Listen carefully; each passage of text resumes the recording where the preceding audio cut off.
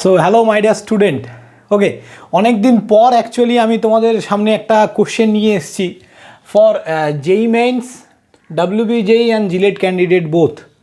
ঠিক আছে, এটা একটা পোটেনশিওমিটারের কোশ্চেন। অনেক দিন থেকেই আমি ভাবছি যে ছোটো ছোটো কোশ্চেন নিয়ে আসবো তোমাদের সামনে, বাট সময় হয় না বলে আসা হয় না। বাট আমি ট্রাই করব, যদি তোমাদের রেসপন্স ভালো থাকে এই কোশ্চেনটার পরে, তো আমি ভাবছি প্রিভিয়াস ইয়ার জেই মেন্স, WBJEE প্রিভিয়াস ইয়ার এই কোশ্চেনগুলো নিয়ে আমি তোমাদের সামনে অবশ্যই ডেফিনেটলি আসবো। তো ফার্স্ট কোশ্চেনটা কি বলেছে একটু দেখে নাও। দ্য পোটেনশিওমিটার, দেখো, the potentiometer wire A B shown in figure, এই যে এ বি এটা এই ফিগারে দেখা যাচ্ছে, এটা কত 40 সেন্টিমিটার, এটা কত আছে 40 centimetre long. Where should the free end of the galvanometer be connected on AB so that the galvanometer shows zero deflection। তার মানে এই এবির মধ্যে এই গ্যালভানোমিটারের পয়েন্টটা এই এ থেকে বি এর মধ্যে কতটা দূরত্বে এটা কানেক্টেড হবে, যার জন্য এটা কি জিরো ডিফ্লেকশান দেবে। এই গ্যালভানোমিটার কেন জিরো ডিফ্লেকশান দেয়, আই থিঙ্ক তোমরা আমার থেকে ভালো জানো। স্যার, গ্যালভানোমিটার জিরো ডিফ্লেকশান দেওয়ার কারণ হচ্ছে, আপনি জানেন না, আমরা জানি। ব্যাপারটা হচ্ছে যে স্যার, যদি কোনো দুটো পয়েন্টের মধ্যে ভোল্টেজ ডিফারেন্স, মানে ধরো এখানকার ভোল্টেজ 8 ভোল্ট, এখানকার ভোল্টেজ 8 ভোল্ট, তাহলে এখানে যদি আমরা ভোল্টেজ ডিফারেন্স মাপি, এই দুটো পয়েন্টে একটা পোটেনশিওমিটার দিয়ে যদি আমরা পোটেনশিয়াল ডিফারেন্সটা মাপি, তাহলে আমরা কি দেখতে পাবো, যে এখানে জিরো পোটেনশিয়াল, মানে পোটেনশিয়াল ডিফারেন্সটা জিরো। 8 - 8, দুই প্রান্তের বিভব প্রভেদের পার্থক্য জিরো হয়ে যাচ্ছে। তো এই প্রিন্সিপালটাই কিন্তু, এই প্রিন্সিপালেই গ্যালভানোমিটার ওয়ার্ক করে। গ্যালভানোমিটার কি করে, গ্যালভানোমিটারের মধ্যে একটা ডিফ্লেক্টর দেয়া থাকে যেটা নাল ডিটেক্ট করে। নাল কখন, যখন ও এই যে এটাকে ধরো এ পয়েন্ট আর এটা বি পয়েন্ট, বা এটাকে সি আর এটাকে ডি পয়েন্ট ধরো, এই সি ডি পয়েন্টের মধ্যে যখন পোটেনশিয়াল ডিফারেন্স সেম পাবে, মানে এখানকার পোটেনশিয়াল যা হবে এখানকার পোটেনশিয়াল তাই হবে, তখন গ্যালভানোমিটার এখানে নাল শো করবে। তাহলে তোমাকে কোশ্চেনটা বলেছে যে এর থেকে এই ডি পয়েন্টের দূরত্বটা কতটা হবে, যার জন্য সি আর ডি পয়েন্টের পোটেনশিয়ালটা সেম হবে। তাহলে পোটেনশিওমিটার অলওয়েজ ওয়ার্ক করে কিসের ওপর জানো তো, উইস্টন ব্রিজ প্রিন্সিপালের ওপর। উইস্টন ব্রিজ প্রিন্সিপালটা কী স্যার, দেখো, উইস্টন ব্রিজ প্রিন্সিপালটা হচ্ছে এইরকম। তোমরা সবাই জানো উইস্টন ব্রিজ কেমন দেখতে হয়। এইখানে একটা গ্যালভানোমিটার লাগানো থাকে, আর এইখান থেকে আমাদের সাপ্লাই দেয়া থাকে। তাহলে এই গ্যালভানোমিটারটা নাল ডিটেক্ট করবে কখন, যখন এই দুই পয়েন্টের ভোল্টেজ ডিফারেন্স সেম হবে, মানে এখানকার যা ভোল্টেজ হবে এখানকার ভোল্টেজ তাই হবে, মানে ভোল্টেজ ডিফারেন্সটা জিরো হবে তখন এর নাল শো করবে। ঠিক আছে, তাহলে উইস্টন ব্রিজে আমরা কি জানি, যে স্যার এটা যদি পি, এটা কিউ, এটা আর, আর যদি এস হয়, তাহলে এই গ্যালভানোমিটার যদি নাল শো করে, তাহলে আমরা লিখতে পারি P into S equal to Q into R. এটা কখন হয়, when the galvanometer are showing null. এটা যখন নাল শো করে, এটার সঙ্গে এটার গুণফল ইকুয়াল টু এটার গুণফল, এই ফর্মুলা হয়। তাহলে এখানে গ্যালভানোমিটারটা কখন নাল শো করবে, যখন এটা এমন একটা পয়েন্টে আসবে, এই পয়েন্টারটা সরতে বা তুমি ঘুরিয়ে এমন একটা পয়েন্টারে নিয়ে চলে আসবে।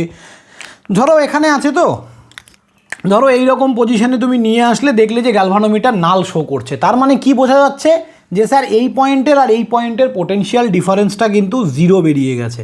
তাহলে এই পয়েন্টটা তোমাকে খুঁজে বের করতে হবে, এই পয়েন্টটা বা এই দূরত্বটা কত, যে এই দূরত্বটা কত হলে এটা নাল শো করবে। তাহলে টোটালটাকে আমরা যদি, টোটাল লেন্থটা কত বলেছে, আমরা দেখলাম 40 সেন্টিমিটার বলে দিয়েছে, 40 সেন্টিমিটার। তাহলে আমি ধরলাম এ থেকে ডি এর দূরত্ব এটা x সেন্টিমিটার, এ থেকে ডি এর দূরত্ব x সেন্টিমিটার। ঠিক আছে, তাহলে আমরা কি জানি, এখানকার যা রেজিস্ট্যান্স, দেখো এটার সঙ্গে কম্পেয়ার করো, এইখানকার পি মানে এটা পি, এই যে ডি থেকে বি মানে এটা এস, এখানকার রেজিস্ট্যান্স ইন্টু এখানকার কোনাকুনি, জাস্ট জিনিসটাকে কোনাকুনি করো, যে এখানকার রেজিস্ট্যান্স ইন্টু এখানকার রেজিস্ট্যান্স ইকুয়াল টু এখানকার রেজিস্ট্যান্স ইন্টু এখানকার রেজিস্ট্যান্স। স্যার আমরা এখানকার রেজিস্ট্যান্স জানি 8 ওহম, স্যার এখানকার রেজিস্ট্যান্স তো জানি না, আমরা পার ইউনিট রেজিস্ট্যান্স ধরে নিচ্ছি। Let per unit resistance R is the per unit resistance, per unit আরটাকে আমরা পার ইউনিট রেজিস্ট্যান্স ধরে নিচ্ছি, ঠিক আছে। তাহলে এইটুকুর লেন্থ কত, এটা যদি এক্স হয় এইটুকুর লেন্থ হচ্ছে স্যার 40 - এক্স, তাহলে এর সঙ্গে আর গুণ করলেই পার ইউনিট রেজিস্ট্যান্স চলে আসে। পার ইউনিট রেজিস্ট্যান্স মানে 1 ইউনিটের জন্য কত রেজিস্ট্যান্স, ঠিক আছে। ধরো একটা জিনিসের পার ইউনিট রেজিস্ট্যান্স আর ধরা আছে, তাহলে লেন্থ যদি এল হয়, এল লেন্থের জন্য রেজিস্ট্যান্স হবে এল ইন্টু আর। পার ইউনিট রেজিস্ট্যান্স যদি তোমরা আর ধরো, এল লেন্থের জন্য এল ইন্টু আর। 40 সেন্টিমিটার লেন্থের জন্য রেজিস্ট্যান্স কত হবে স্যার, 40 ইন্টু আর। এটাই হচ্ছে নিয়ম, পার ইউনিট রেজিস্ট্যান্স বের করার নিয়ম কিন্তু এটাই। তাহলে আমরা কি পেলাম, এখানকার রেজিস্ট্যান্স আর এখানকার রেজিস্ট্যান্সের গুণফল এটা। এবার দেখো equal to western bridge principal অনুযায়ী যদি কাজ হয়, কেন হবে না ওয়েস্টার্ন ব্রিজ, কারণ নাল তো। তাহলে স্যার এটা ইকুয়াল টু আমরা লিখতে পারি 12 ইন্টু এখানকার রেজিস্ট্যান্স। এখানকার রেজিস্ট্যান্স মানে কি, 1 সেন্টিমিটার লেন্থ, আর পার ইউনিট রেজিস্ট্যান্স আপনি আর ধরেছেন আর। তাহলে এখানকার রেজিস্ট্যান্স ইন্টু এখানকার রেজিস্ট্যান্স, এখানকার রেজিস্ট্যান্স ইন্টু এখানকার রেজিস্ট্যান্স, এই দুটোকে যদি আমরা ইকুয়াল করি, তাহলে এখান থেকে দেখো আর আর গেট ক্যান্সেল, 4 দিয়ে 4 দুগুণে 8, 3 4 12, ওকে। তাহলে এখান থেকে আমরা কত পাচ্ছি, 40 দুগুণে 80 minus 2x equals to 3x, 2xটা এদিকে চলে গেলে হয়ে যাবে 5x ইকুয়ালস টু 80, তার মানে x equals to 16, x equals to 16 is the answer. তাহলে আমাদের রাইট আনসার কি 16।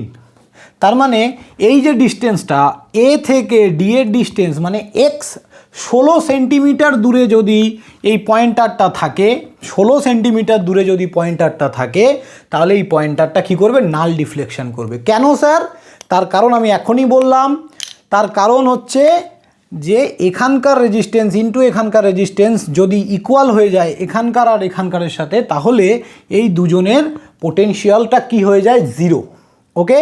তো এটা যদি কেউ বুঝে না থাকো তাহলে ডেফিনেটলি নিচে কমেন্ট করবে, আর যদি বুঝে থাকো তবুও কমেন্ট করবে ক্লাসটা কেমন লাগলো বা এই কোশ্চেন সলভটা কেমন লাগলো। এটা কোথা থেকে নেওয়া, এইচসি ভার্মা থেকে নেওয়া কোশ্চেন। তো এইচসি ভার্মার স্ট্যান্ডার্ডিটি তোমরা জানো, খুবই স্ট্যান্ডার্ড কোশ্চেন হয়। তো যারা কোশ্চেনটা বুঝেছো ডেফিনেটলি কমেন্ট করবে। ভিডিওটা যদি ভালো লাগে লাইক কমেন্ট অ্যান্ড শেয়ার করবে। তোমাদের রেসপন্স অনুযায়ী আমি এই ধরনের কোশ্চেন কিন্তু আরও নিয়ে আসবো, দারুণ দারুণ কোশ্চেন। আমি কিছু জেই মেন্সের কিছু কোশ্চেন সিলেক্ট করে রেখেছি। মেনলি আমি কিন্তু মানে আমার যে ডোমেইন 12-এর পার্ট থেকে, আমি কিন্তু 12-এর পার্টটাই মেনলি ফিজিক্সের পড়াই, সেখান থেকেই আমি তোমাদের জন্য কোশ্চেন ডেফিনেটলি আনবো। যদি তোমাদের এটা ভালো লাগে তবে আনবো, না ভালো লাগলে আনার কিছু নেই, ওকে। সো থ্যাংক ইউ স্টুডেন্ট, সবাই ভালো থাকবে। আর যারা চ্যানেলে নতুন আছো লাইক কমেন্ট অ্যান্ড সাবস্ক্রাইব কিন্তু ডেফিনেটলি করবে।